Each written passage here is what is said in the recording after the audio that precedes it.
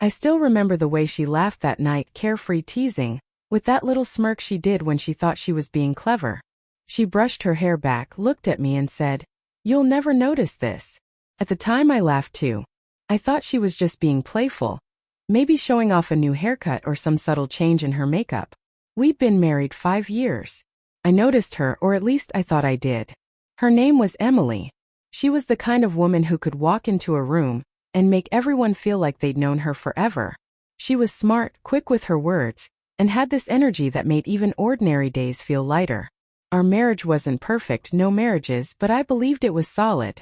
We had our routines, our inside jokes, our us moments. But looking back, I realize now that the laughter that night wasn't just playful. It was nervous. It was covering something. A few weeks before that moment, I'd started to feel small changes. She became more guarded with her phone, turning it over when a message popped up, locking it when she left the room. First, I brushed it off. I didn't want to be that husband, paranoid, insecure, reading into things. Then she started dressing differently. Not in a bad way, just more effort. New clothes, a new perfume I'd never smelled before. New jewelry she said she got on sale. When I'd compliment her, she'd smile and say, "Oh, you noticed." But there was something behind that smile. Something unreadable. The night she said, "You'll never notice this," she'd come home late from work. She told me her team had gone out for drinks after finishing a big project. She looked beautiful, hair done, lipstick still fresh, and when I asked, "What's this new thing I'm not supposed to notice?" she just grinned and said, "If I tell you, it ruins the fun." That stuck with me. I couldn't stop thinking about it. A few days later, while she was in the shower, her phone buzzed on the counter. I don't usually snoop. I respect privacy. But something in me, that quiet voice that only speaks when something's wrong, told me to look. It was a text from a name I didn't recognize. "Same time tomorrow?" No emoji. No context. Just that. My heart started pounding so hard I could barely hear the water running. I wanted to open the chat, but I froze. I couldn't. Part of me didn't want to see what might be there. I put the phone down before she got out, and I told myself there had to be an explanation. That night I barely slept. Every time she turned over in bed, I stared at the ceiling, asking myself 1,000 questions. The next day she said she had another team meeting. This time I followed her. I hated myself for it, but I had to know. She drove across town, not to her office, but to a quiet little cafe near the park. She parked, walked inside, and sat at a corner table. And then a man showed up. I didn't recognize him. He was tall, well-dressed, probably mid-30s. They hugged. Not a friendly hug. A long, close one.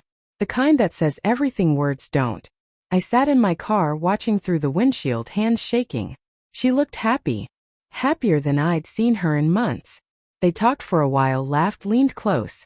At one point he reached out and tucked her hair behind her ear. And she smiled, the same smile she used to give me. When she finally came home that evening, she acted normal. Kissed me on the cheek, asked about dinner, talked about her meeting. I stood there, pretending everything was fine, trying to swallow the storm inside me. But the truth doesn't stay buried. It sits in your chest until it breaks through.